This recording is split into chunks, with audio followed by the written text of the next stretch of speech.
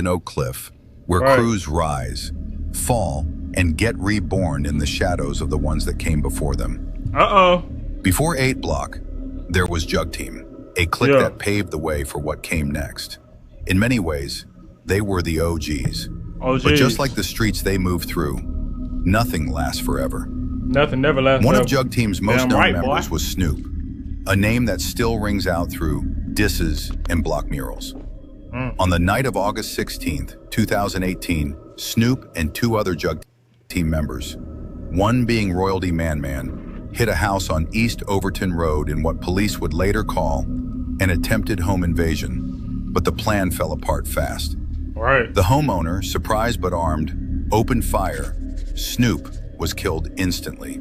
All right. The 2 others ran. Rumors say Royalty Man Man set the play up, then dipped the moment bullets flew. Police confirmed the homeowner called 911, turned himself in, and told his side of the story at Jack Evans' headquarters. Right. With the physical evidence matching his account, he was released. No charges were filed. The case was ruled self-defense. But in the streets, it wasn't just a loss, it was a turning point. From the ashes of Jug Team, something new began to form, 8 Block. A younger generation, bred from the same soil, carrying the name of their fallen, but ready to carve out their own legacy. Yeah. And it all started with the death of Snoop. As All 8 started Block because found of its Snoop. footing in Oak Cliff, their ties began to stretch beyond city limits, clicking up with other sets cut from the same cloth. One of those sets was K4M, a blood set out of the Rosemont dangerous Apartments in young YNs. Lancaster. K4M made noise out of Lancaster, with their clique gaining traction behind the voice of their most known artist, Thuka D. But like most sets in Dallas, their rise came with losses. One of K4M's most respected young members was Quay, just 19 years old. On May 17, Oh, yeah, I know what happened 2022, to him. Quay was shot and killed inside his own By home his in family East Fort member. Worth.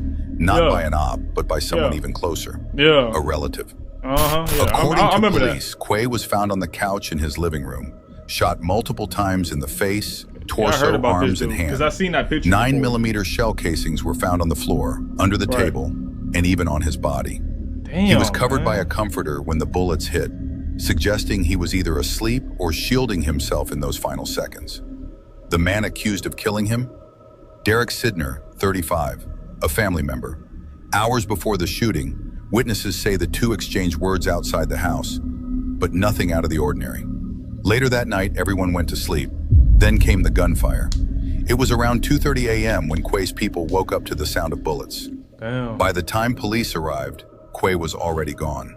Sidner fled the scene but was arrested weeks later in Virginia and officially charged with murder on June 16. Quay's death shook K4M, and it wasn't just because of who pulled the trigger.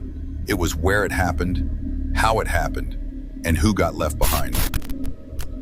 Damn. As the streets approached the 1-year anniversary of Quay's death, the wounds for K4M were just beginning to reopen. Exactly 1 week before the day Quay was killed, the set suffered another heavy blow.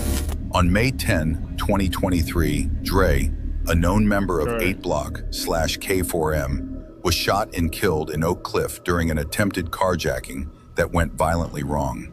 It happened just before sunrise at the Quick Trip gas station off SRL Quick Trip Thornton gas Freeway station. near Glen Oaks Crossing. Yeah, fuck with trick. According to investigators, Dre and 2 other individuals attempted to rob a man at gunpoint for his Dodge Charger Scat Pack, And it's all a that matters, by the high-performance way. vehicle that's become a trophy in street culture.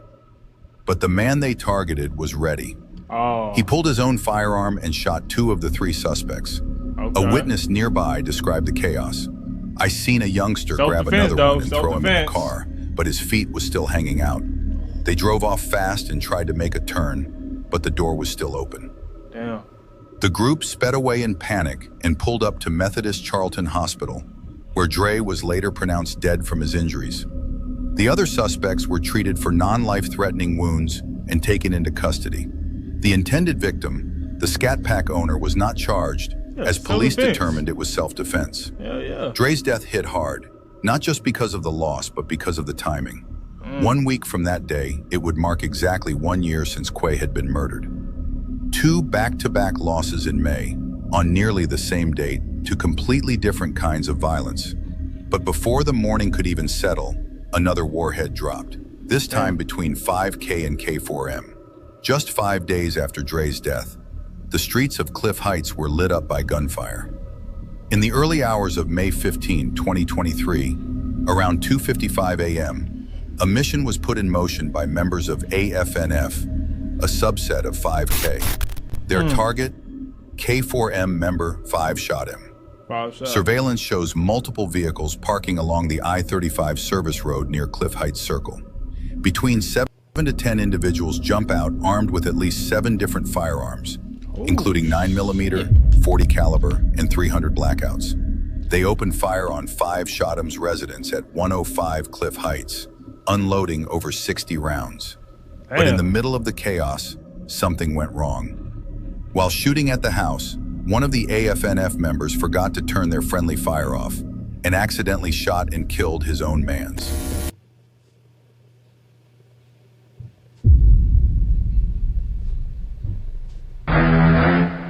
Bruh.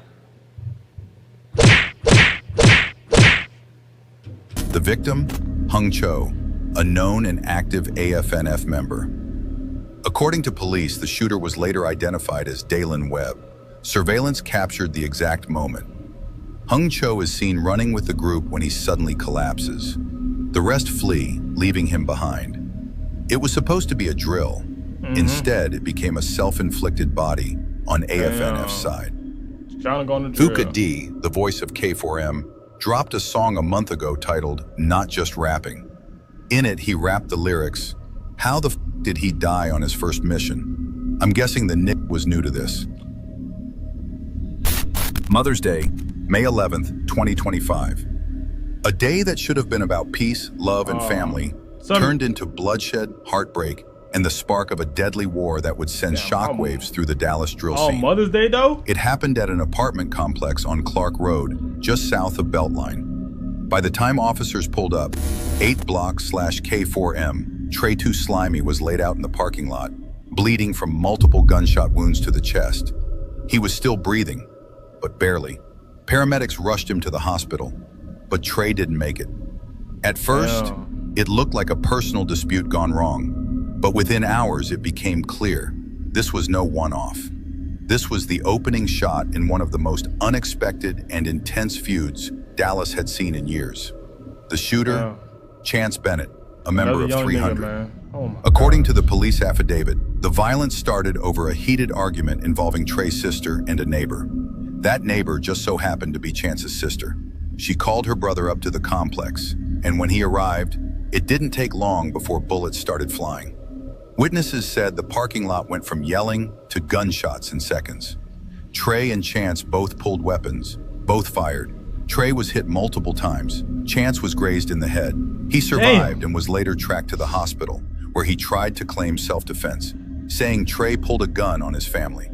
But with surveillance footage, shell casings, and witness statements stacked against him, Chance was arrested for murder.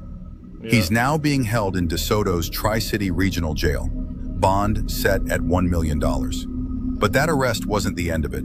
It was just the beginning. Because to 8 Block and K4M, Trey wasn't just another member. He was one of them, a face of their movement, a product of their trenches. And when his name hit headlines as another young black man gunned down on Mother's Day, the city braced itself. Because payback was coming, fast. Within hours, IG stories and lives flooded the algorithm. But the ones that stood out the most? Savage Gang, a deep-rooted South Dallas clique who saw Trey's death as fuel for trolling. One of their loudest voices? John Block 415. He hit the net with zero hesitation, mocking Trey's death like it was comedy, laughing on live, posting disrespectful stories, throwing dirt on Trey's name like he was just another body in a statistic. But to 8 Block, that was family. And disrespect like that, it wasn't gonna slide. Exactly 25 days later, June 5th, 2025, 8 Block struck back. And they weren't alone. They moved in alliance with Blitz Gang, a clique already locked in deadly beef with Savage Gang over a shooting from the year before. Back in March 2024, SG members J3 Get Busy and Mo Gotti tried to hit Blitz Gang member Guap, Instead, they hit his home, killing his mother, Lucretia Thomas, in... Oh my gosh. Come on, man. Y'all, come on, man. The mother had nothing to do with it, man. Come on. Come on, bro. Come on. Come on, bro. I hate to hear shit like this. Cold blood. That wound had never healed, and now 8 Block gave Blitzgang a reason to spin again. Yeah. On the 2700 block of Lenway Street, 8 Block and Blitzgang pulled up deep, masked, armed, and moving like they had a point to prove. Reports say they spotted SG Baby J, One Glow, and One Glow's brother standing outside, posted like it was just another night in South Dallas. But it wasn't. Seconds later, war broke out. Over 50 shots rang out, bullets tearing through the block, glass shattering, neighbors screaming and hitting the ground. 7 people were hit in the spray, including One Glow and his brother. 2 names that carried weight in their section. 2 of the victims were left clinging to life. All 7 were rushed to nearby hospitals. And just like that, the block was left drenched in chaos. Even for a city used to violence, this wasn't just another shootout. This felt different. This was different. To the police, it was a nightmare. To the streets, it was shocking. Nobody expected 8 Block to double back like this. This fast, this deep, and this bold. But they showed up to make a statement. Trey's death wasn't going unanswered. SG's disrespect wasn't going unpunished. This was calculated payback, and it hit like a message carved in blood. To seal the message in blood, 8 Blocks, BHM, Lil Pat, slid through 300's apartments and recorded a trailer mid-spin like it was a war announcement. He wasn't hiding. He was narrating revenge in real time. Nick got on that live and said what they said. Now it's 7 Nick shot for trolling. It wasn't a diss, it was a declaration. 8 Block wasn't just spinning, they were storytelling with shell casings. Exactly 1 month after 8 Block and Blitzgang turned Lenway Street into a war zone, leaving savage gangs scrambling in the city on edge, another force stepped forward. SOB, Stand on Business, also known to the streets as Step or Bury. They weren't just another SOB. crew in the mix. They were clicked up with K4M, not through songs or shoutouts, but through shared enemies, close ties, and mutual war. SOB had been quiet, but never absent. Based out of Mesquite Village Apartments. Now, I'm just gonna say this. The quiet ones, the quiet gang is always the dangerous gang. I'm not gonna even lie to you. The quiet, just in general, like the quiet person, or like the, y'all know what I'm saying? The quiet person is always the dangerous person. No cap. No cap. They had already earned their name, and now the city watched to see how they would answer Trey Slimy's death. Their face? Law 5, a Dallas Drill Records artist sitting in Dallas County, fighting 2 separate shooting cases. But while Law 5 was behind bars, his gang wasn't idle. What happened next had nothing to do with rap. No lyrics, no clout, no chasing views. This was raw. This was personal. K4M was still in pain. 8 Block had already sprayed the city with a message. 7 shot on Lenway. Now it was SOB's turn to reply. July 25th, 2025. The heat in Dallas was rising, and so was the tension. According to police and sources on the ground, SOB member No Face came across 6 300 members near a house on Pecan Creek Drive in Mesquite. 1 versus 6. At 9:30 p.m., a shootout erupted. 1 victim was rushed to the hospital with a gunshot wound, but survived. The second, Brandon B.J. McGee, a 300 member, was found dead at the scene. He was the only one who returned fire. The rest of his crew, they ran. They left him. A soldier bleeding out, alone in the dirt. The same gang he slid for, laughed with, rode for, left him to die. No Face was arrested, but released the next day. The case was too murky, his age too young, but his message, clear. When the news broke, the streets exploded. Lives, stories, memes, disses. 8 Block mocked 300 for folding 6 deep to a solo shooter. The internet laughed, the ops rejoiced. But behind the trolling was something nobody could joke about. This was retaliation. Not just an act of violence, an answer. Trey for BJ. A soul for a soul. This wasn't just about who won or who lost. This was about what was paid. Trey's murder started the chain. Savage gangs trolling escalated it. 8 Block and Blitz gang dropped a mass shooting. 7 victims hit. In SOB, they stepped up and evened the score. 1 man, 1 gun, 6 targets. Only 1 shooter walked away, and it wasn't the ones with the numbers. BJ died alone, and the city watched it unfold in real time. Trey Too Slimy, gone. 7 shot on Lenway. BJ, dead in the street, left by his own. And while the war was far from over, SOB made sure nobody would forget who evened the score. They didn't tweet it, they didn't diss on a beat, they didn't need the clout, they just stood on business. You telling me one nigga pulled up on 6 people, killed 1, and the other 5 ran?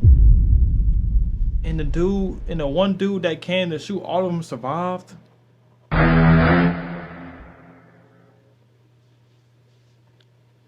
Hey, Dallas is like that. Dallas is fucking like that.